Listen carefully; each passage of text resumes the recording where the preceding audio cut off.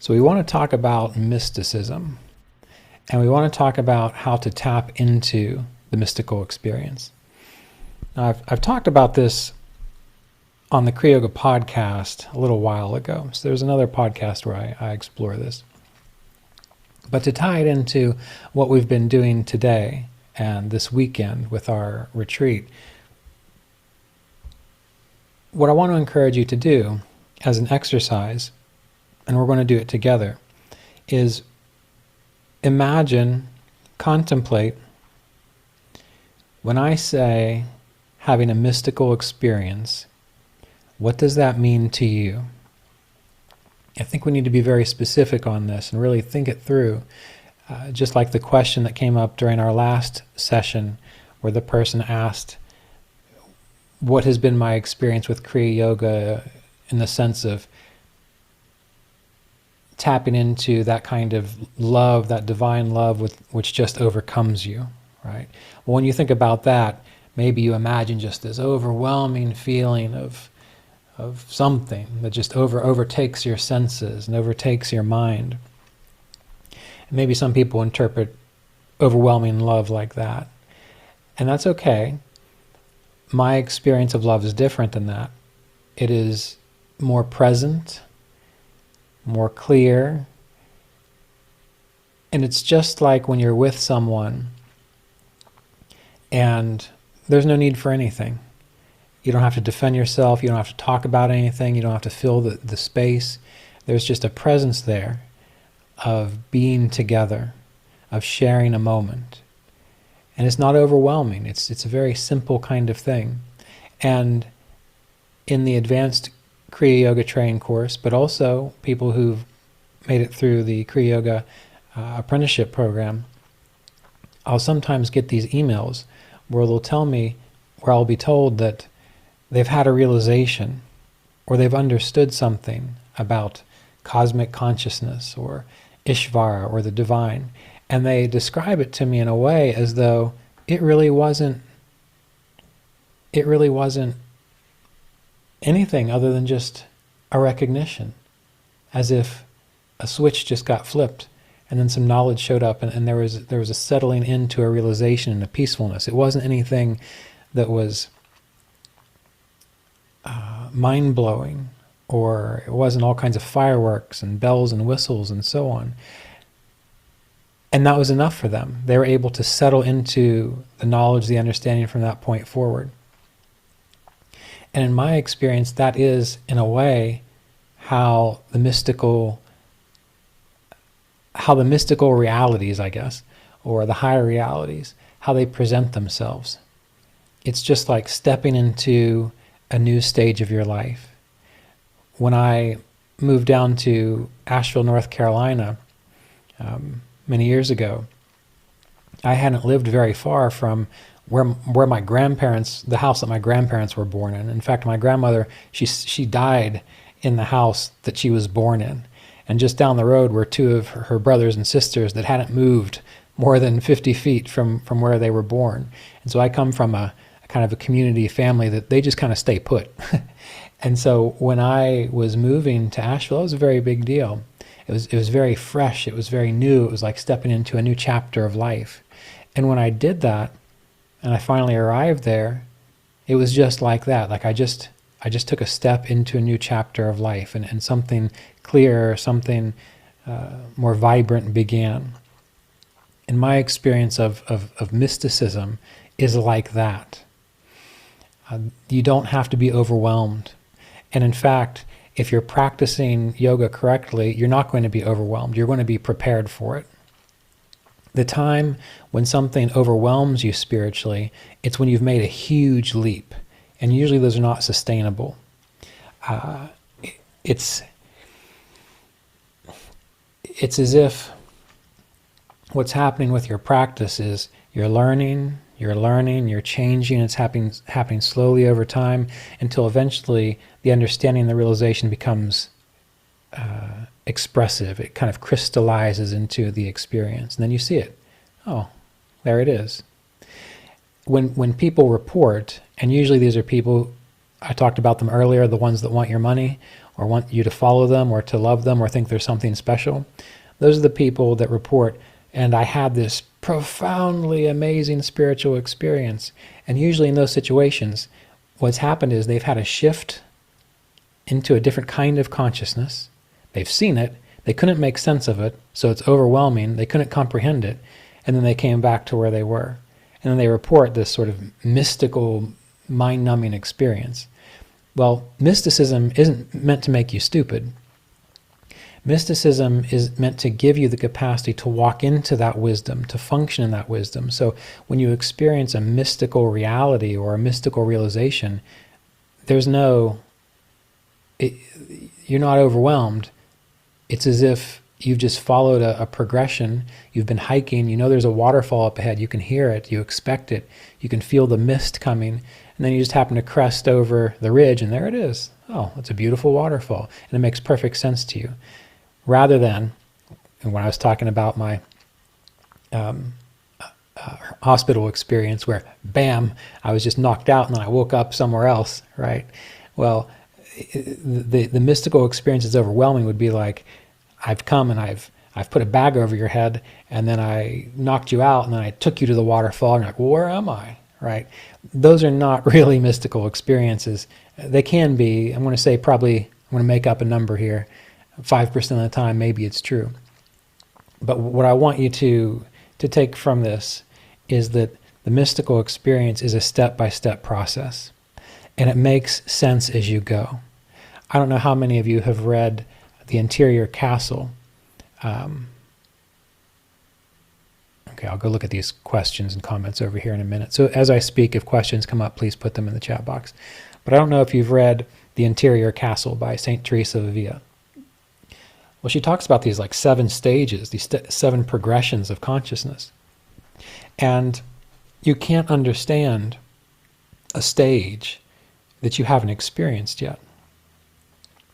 And let's say, and they actually line up very well with like the states of consciousness related to the chakras. It's pretty impressive. But let's say in your evolution, you've experienced first and second chakra awareness.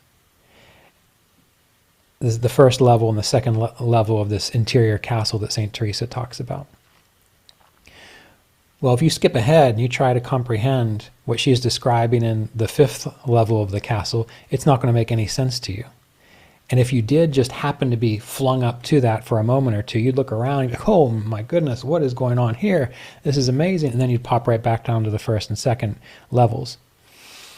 And what I want you to do is just establish yourself at each level. That way, when you finally take the step into the 3rd chakra or the 4th chakra or the 5th chakra or the 6th chakra and so on, it's a natural expression.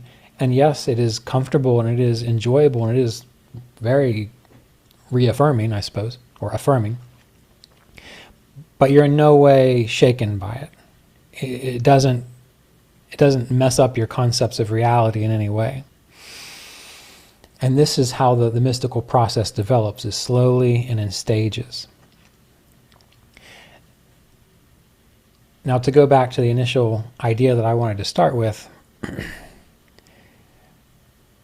before even attempting to comprehend a mystical experience, it can be very helpful to take a moment to gather, what do you think a mystical experience is going to be like? What do you think it's going to be like? So let's just take a moment, all of us together, and we'll even close our eyes. And if you've experienced something that you imagine to be mystical, that's okay. You can use that memory.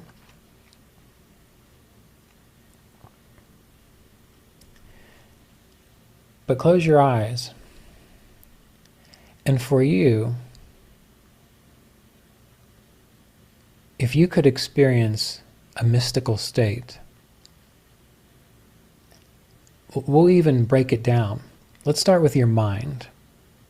So notice how your mind feels right now. Notice any thoughts, any ideas.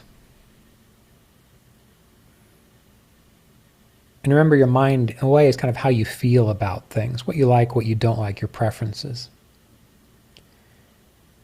So right now, feeling the mind as it is, if you are in a mystical state, what do you imagine, how would the mind be different? And break it down, how would it feel different?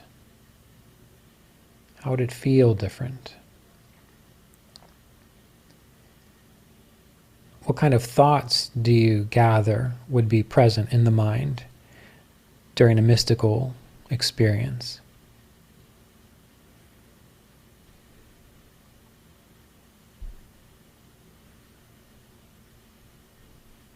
Would you be worried about anything in particular?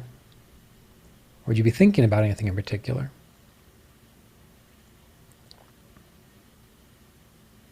Let's get a sense of it. What do you imagine it would be like? And then bring your attention to your heart. By your heart, I do mean the center of your chest, but I also mean your normal default setting of how you feel, your emotional nature. So if you were experiencing a mystical state,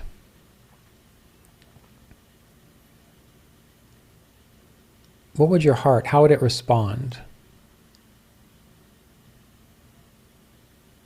compared to what it's like right now? What would the difference be?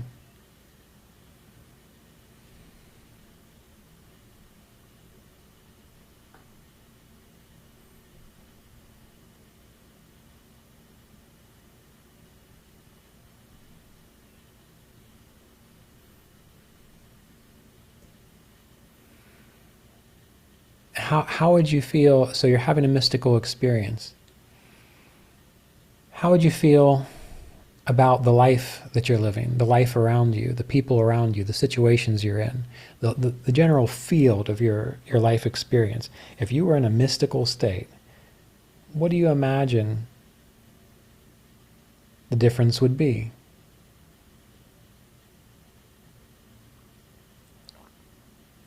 How would you respond differently? Would you even respond at all? Okay, so those of you who happen to have a keyboard in front of you who aren't on your phone, if you don't mind, in the chat box, just write out some of the major differences in those wanderings, the major differences that you might have imagined a mystical state to present to you.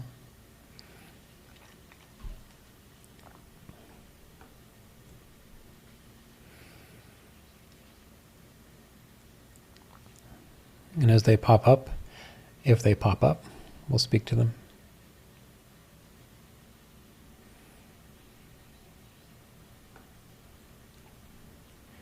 So everything is as it should be, in a sense that it is all for my growth and development.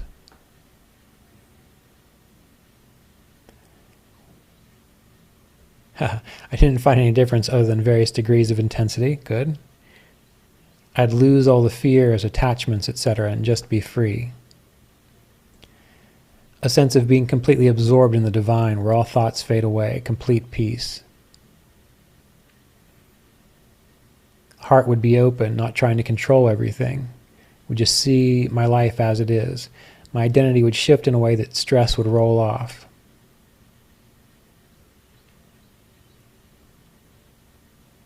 I have a very skeptical mind, and there's a part of me doubting no matter how small. So the difference would be that I would know there would be no doubt.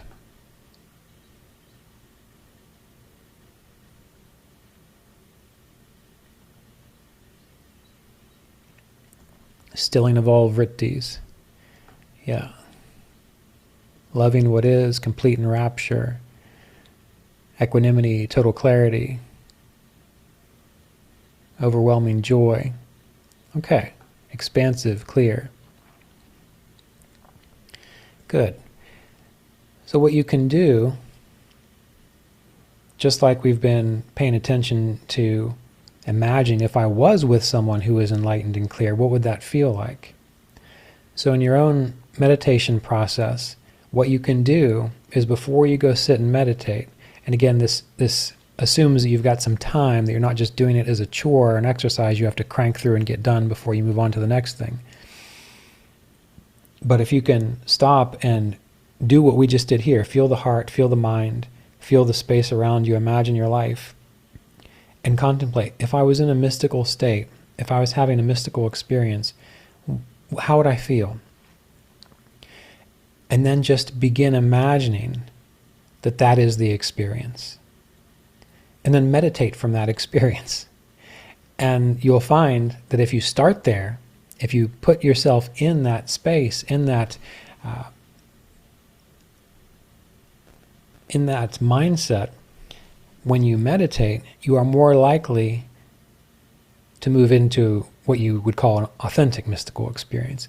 And the reason I say authentic is because in this particular exercise, you really were using your mind to imagine. And the mystical experience doesn't do much with the mind. It lifts you above the mind.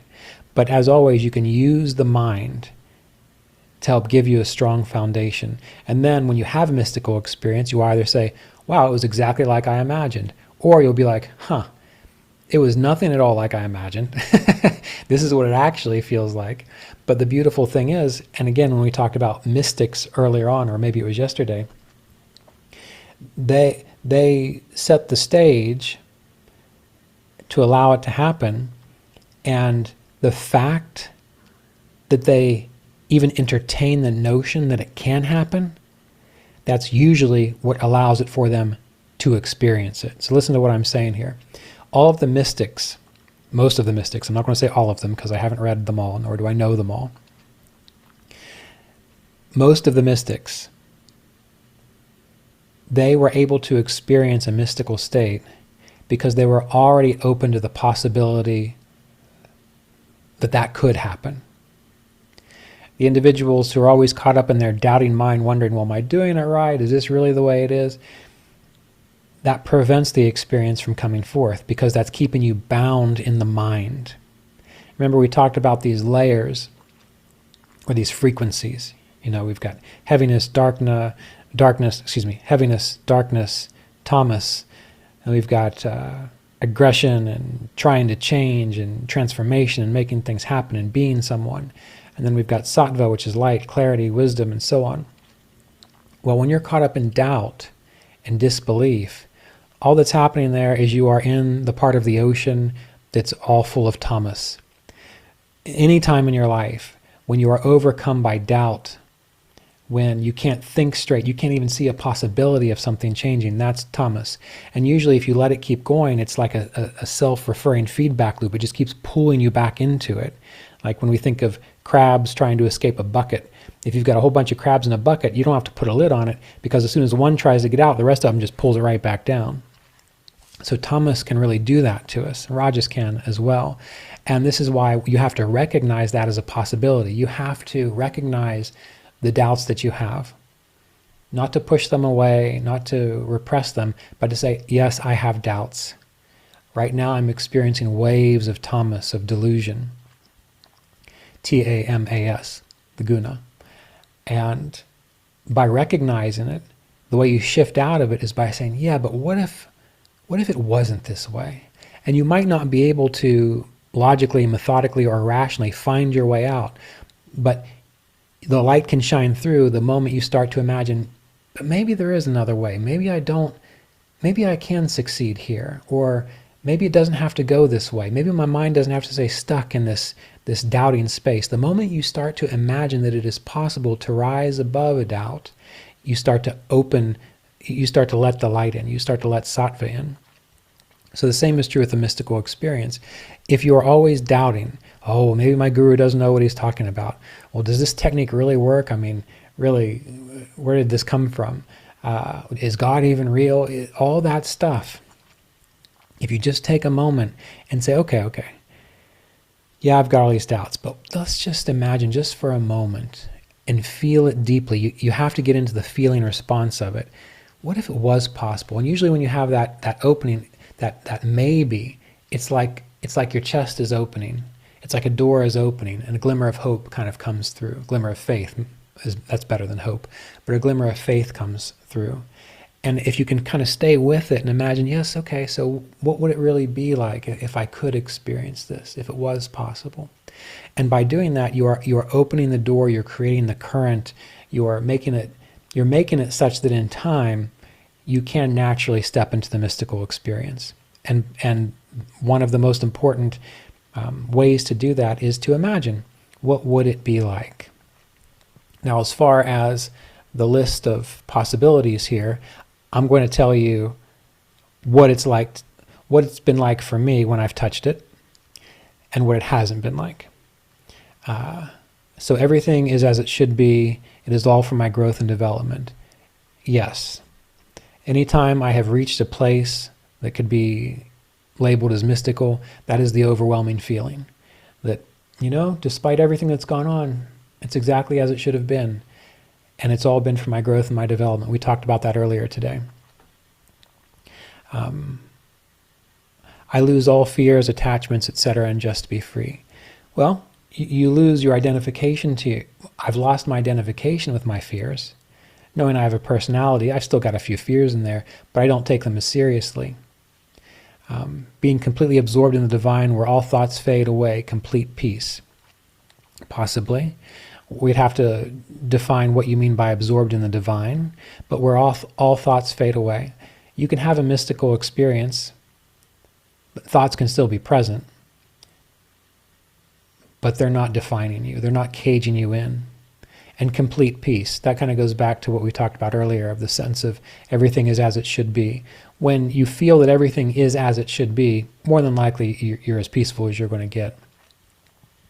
The mind is calm, no thoughts, heart opens completely. We'd have to define, what do you mean by the heart opens completely? Peaceful, no thoughts, heart would be open. My identity would shift in a way that stress would roll off. And if you notice, all of these things are kind of pointing to non-attachment, not being attached to things, not being defined by things. So all of those ways of imagining a mystical state, if you can imagine being free, being unattached, doesn't mean you don't care, it just means that you're unattached. Not being bound by your thoughts, not being bound by your insecurities and so on, that is when you're starting to touch a mystical state, or what Yogananda would refer to, and others, as a superconscious state. A state beyond the average human condition of thinking and worrying and all these kinds of things. Okay.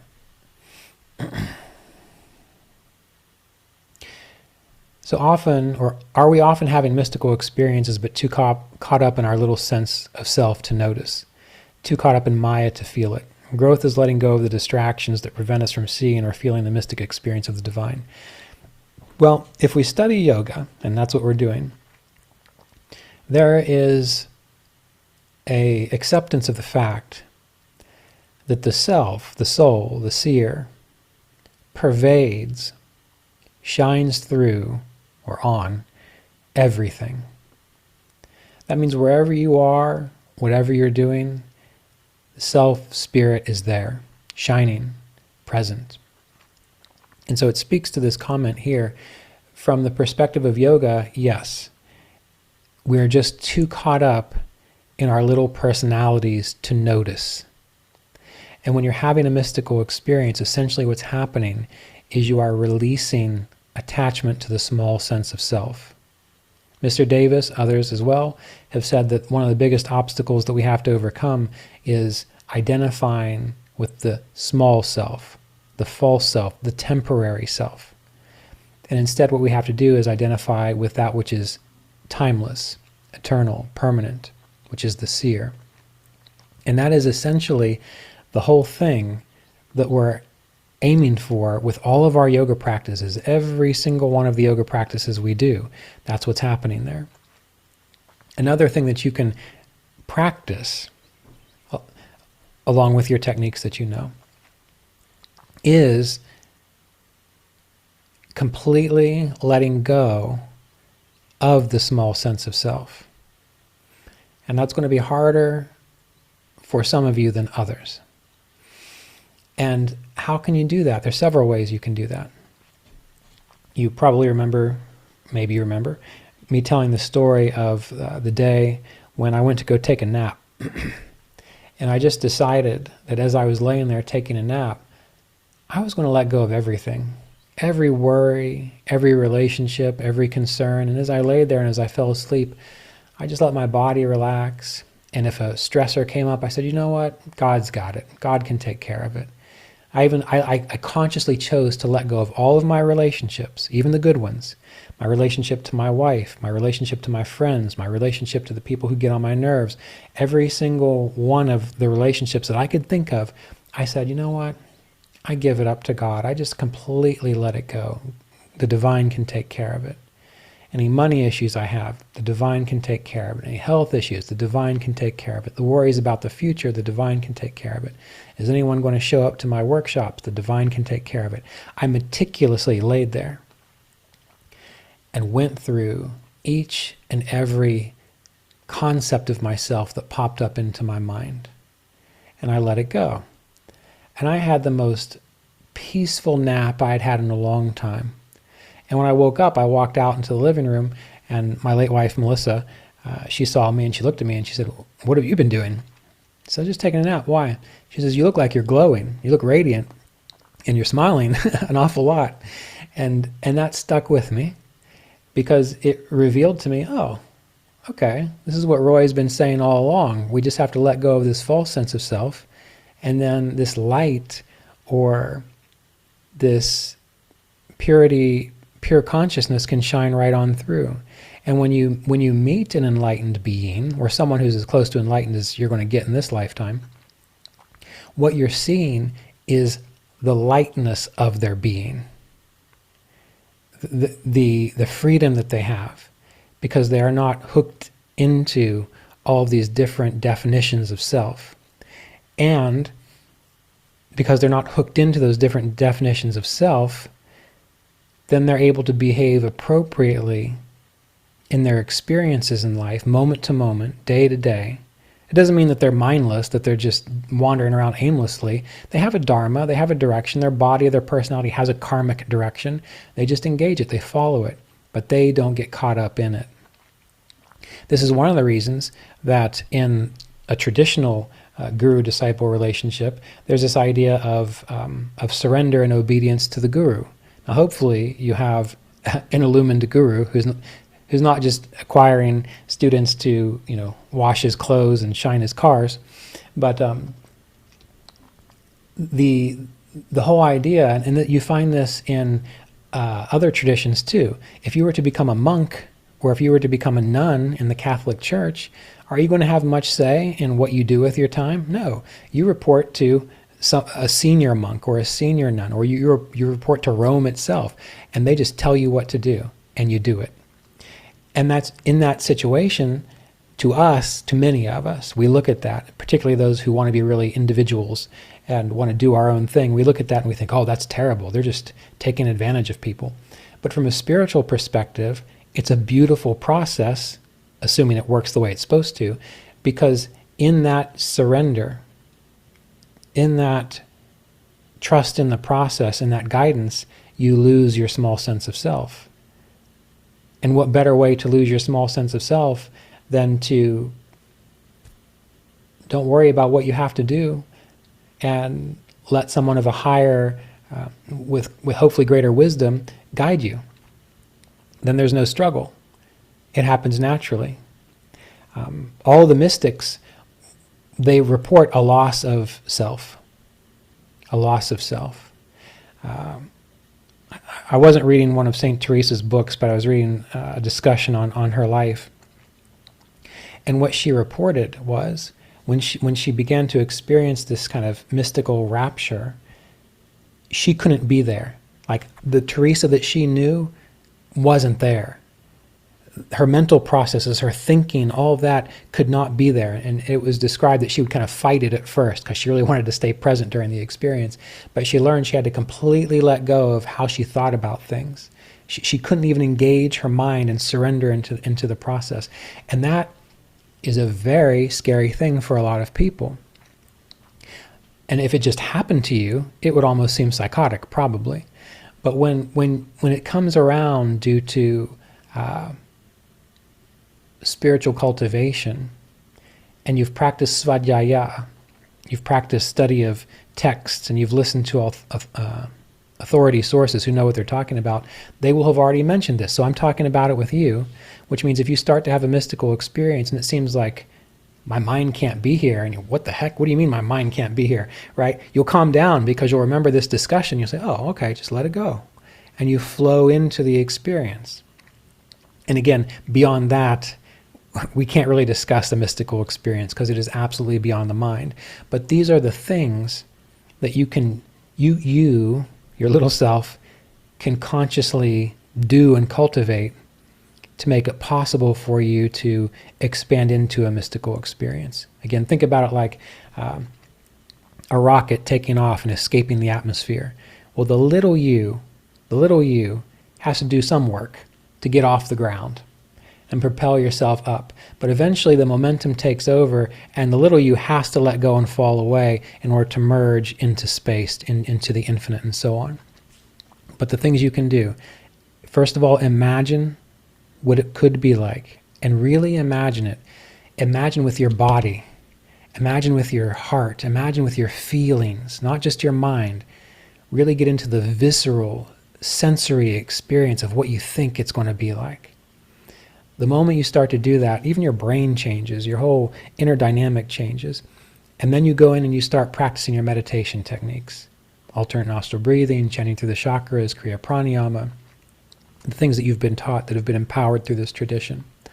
And what you'll find is as you go through it, in time, because you are opening yourself up to it, the possibility of it, eventually you find yourself there, or moving in that direction. And then as you find yourself moving in that direction, you'll remember the conversations we had about how the little you can't be there. And you'll recognize, okay, great. I know I got to let go of my anger. I've got to let go of my attachment to my family.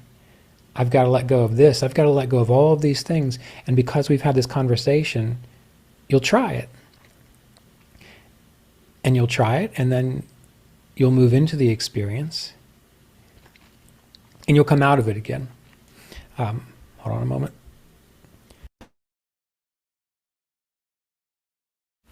But just like it says in the Yoga Sutras of Patanjali, every time you just touch it for a second, even if you go into a lower samadhi or a higher samadhi state, there's the possibility that you keep going, but there's also the possibility that you'll fall back down into your normal states of consciousness. So if right now we were meditating, or we're starting to meditate, so you know what you feel like, you know how you are right now.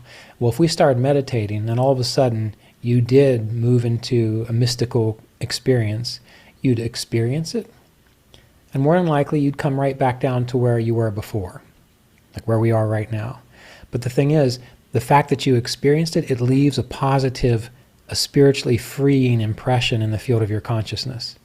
And so the next time you experience it, another positive impression is left there. And so that's why I mentioned earlier on in our discussion this morning that you have to keep doing this stuff. You have to do it over a long period of time, because each time you touch it, even if it's just for a glimpse, it leaves an impression, a positive, spiritually uplifting impression. And what you are doing is you are accumulating those throughout the years, and each of those impressions are like little candles or lights, and you accumulate so many of them that eventually you can't ignore that light, and you are then able to stay in that experience. So the way of moving towards a mystical experience is one of kind of going up to it, coming back down, going up to it, coming back down, going up a little higher, coming back down. It's up and down, up and down. It's not just a straight line from here up. There's a process to it. And how long will it take? I don't know. It's going to take longer than 5 years. I'm just going to tell you that. It's going to take longer than 5 years. But people I have worked with, and myself and others, students of Roy's that I've talked to, if they have enough time in their life and they're not distracted, and they can sincerely keep going back to the experience, after the 5-year mark, the 7-year mark, the 10-year mark, they become very established, meaning they've touched it enough times that there's no question in their mind about it anymore. They know they can keep going to it, and they know that they can eventually stabilize the experience, make it repeatable for them. So there is a science to mysticism. That's why Yogananda called this the science of Kriya Yoga. It's not science in that we have test tubes and we have little numbers and charts. It's a science in that there's a methodology. Others have followed the methodology. They've followed it, they've applied it, they've had the same experience. I've noticed this with people who've made it to the end of the Kriya Yoga apprenticeship program, and particularly people in the advanced program. There are certain states of consciousness that we really can't talk about. Like you just can't, there aren't the words for it. But when I'm talking to one of these students and they're describing what they're experiencing, I know exactly what they're talking about.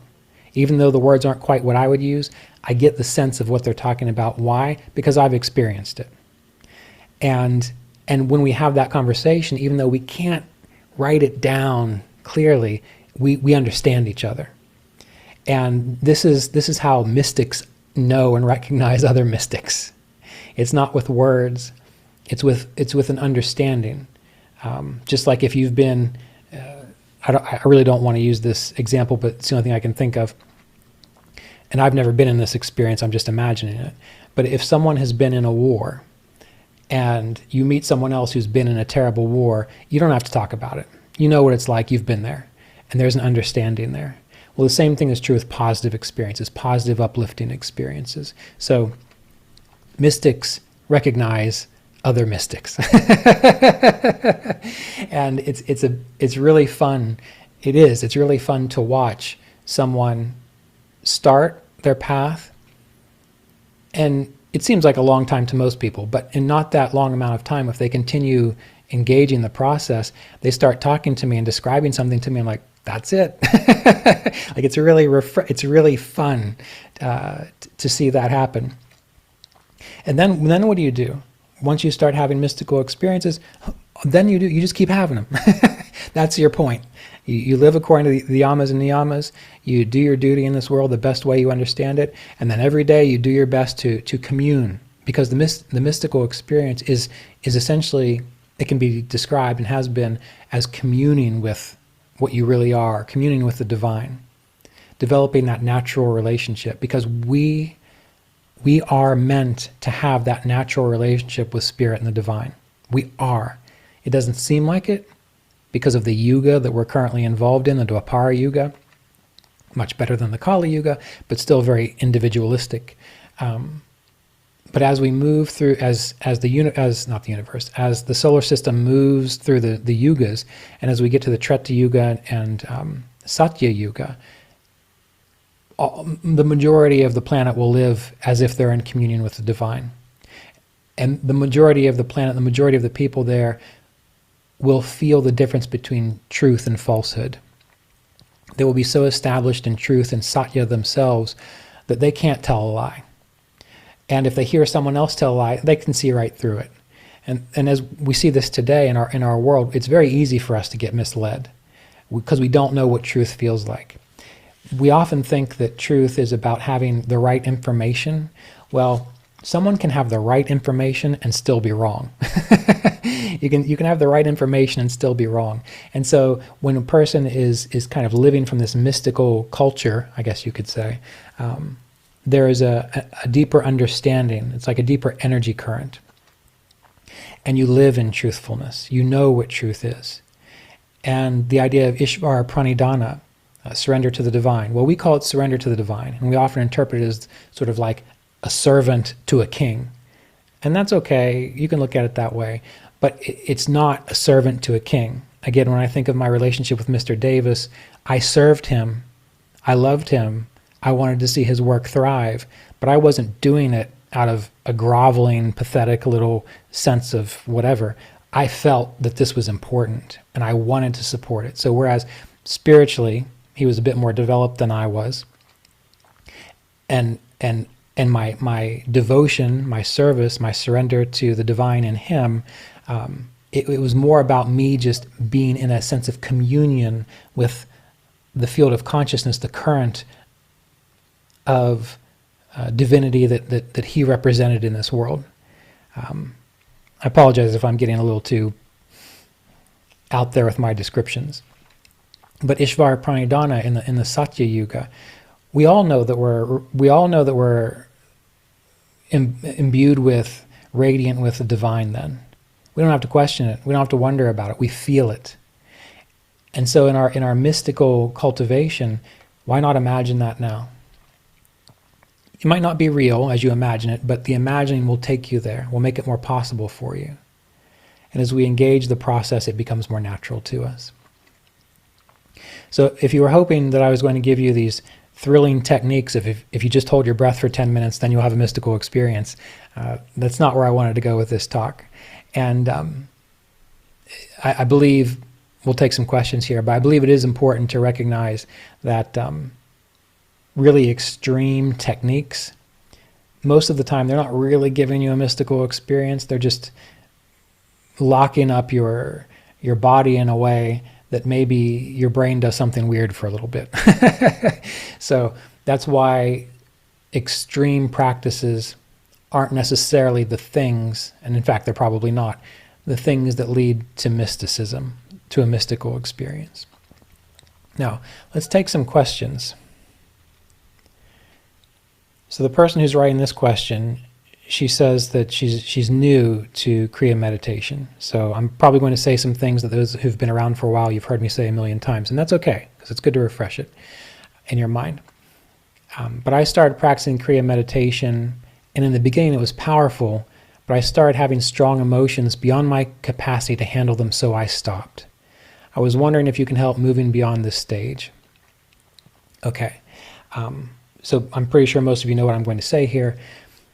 Meditation, if it brings up strong emotions beyond your capacity, it's not that meditation is doing anything problematic. It's that you are becoming aware of the psychological things you need to work on. And I'm not judging you. I've had them too. I'm sure everyone else here has them as well. So there's no technique I can tell you, we'll just do the Kriya Pranayama this way and that'll get better. You can keep doing your meditation, but keep track of what are these emotions that are too much for me to handle.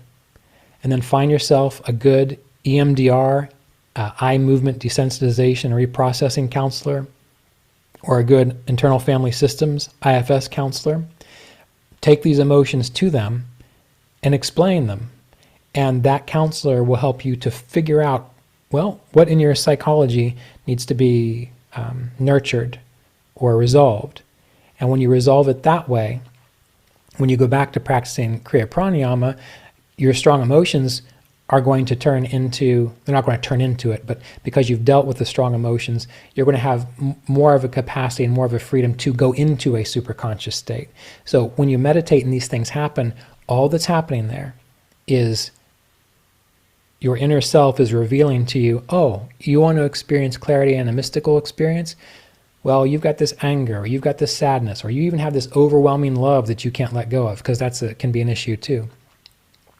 Go deal with that. And when you go and you deal with it, and you come back, you're going to find that you're able to flow yourself into the process much more easily. This isn't a question, but wow, I love your crab metaphor. I feel bad for the crabs, but it is a great doubt metaphor. Wouldn't it be great if one crab got it and the others followed, and the first one that followed the first one that got out? Maybe that's like finding a teacher that can really help us climb out. maybe. But, well, let's just think about Jesus for a minute.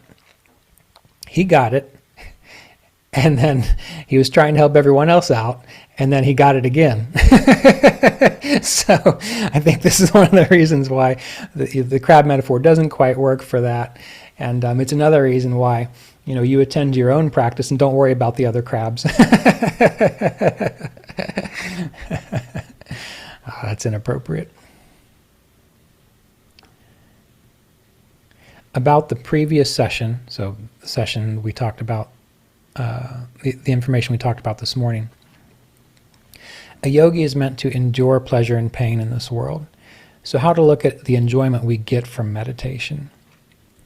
It's a good question. So many of you may remember from the Holy Science that phrase from the Bible where it said that, I think it's God talking, I have nothing against you except the fact that you left your original love, your first love, which is God, the divine. Well, the love that pulls you to realization is sattva. It is pleasure. It is joy. And when we meditate, that is the joy and the pleasure that we're tapping into. But we have to be very cautious with that word pleasure, because when most of us think of pleasure, the only thing we really know is physical pleasure. The caress of a loved one, this, that, or the other, real physical things. The pleasure that comes from meditation is not sensual. It's not pulling you down back into the body. It's pulling you up. And the pleasure that you get from meditation is like, imagine that you've been maybe a slave. I was recently watching a movie about a gladiator who gets captured, so this is why it's in my mind. But imagine that you've been captured and you've been a slave for so long and you've been trying to get free. And then finally one day freedom comes and you can step out of your shackles, you can step out of the chains, you can actually look around and walk through a field, smell a rose, see the stars and know that you don't have to go back to slavery. That's the kind of joy. It's not a sensual joy. It's a joy of freedom. And so in meditation, the joy that comes from that it's the stepping into that experience. And it is absolutely perfectly fine to follow that, because following that joy is sattva. It's sattvic. And remember, we talked about this, that sattva is light. And so the more you follow the joy of prayer, of meditation, of letting go, of turning within, it's illuminating the field of your consciousness, the inner field of your consciousness, so that you can recognize what you truly are. So yes, it is a pleasure, but it is a pleasure that as yogis we need to cultivate. And I know you've heard me talk about this before. It's not a binding pleasure. Whereas if you have great sex, well, you keep trying to repeat that, you're bound to having to repeat that experience. If you have a good relationship and it goes away, you keep trying to recreate that. So anything in your life that you are sensually bound to with joy and pleasure, that's nothing at all like the spiritual experience. That's why when I hear people describe mystical experiences as though they are on drugs or as though they are in a highly hormonally charged relationship, it's not like that at all. Nothing like that. And when people behave that way, they're absolutely missing the point. They're having a temporary experience. And that light, it's not binding such that it creates so much illumination that once you reach the height of the mystical experience, you can let it go. It's not going to call you back. You can step right on into the next phase of your spiritual path. There's nothing binding you here. So it is a very supportive kind of pleasure, for lack of a better word, and it's something we do need to cultivate. Ramana Maharshi, he would say that, like our spiritual practices, people would say, well, don't be attached to anything. And so immediately the immature people say, well, of course, don't be attached to your spiritual practice either. But what Ramana Maharshi would say was, your spiritual practice is like a stick. And when you've got a fire and you're trying to keep the fire going, you use that stick to stir the fire. But here's the thing. The stick is made of wood, which means as you keep the fire going, what's happening? The stick is burning itself out until eventually the stick itself disappears. So the joy, the real joy, the spiritual joy, not sensual joy that comes from your spiritual practice, that needs to be cultivated, because you won't be attached to it. It's giving you knowledge. When it's time to let go of it, you will. It'll just happen. There's no issues with that. All right.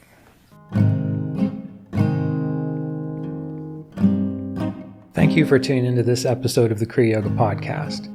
To learn more about Kriya Yoga meditation, you can visit us at kriyayogaonline.com, where you can find information about current book releases, online classes, and in-person retreats throughout the year. If you're interested in supporting this podcast, visit us at the Kriya Yoga online Patreon community at patreon.com/Kriya Yoga.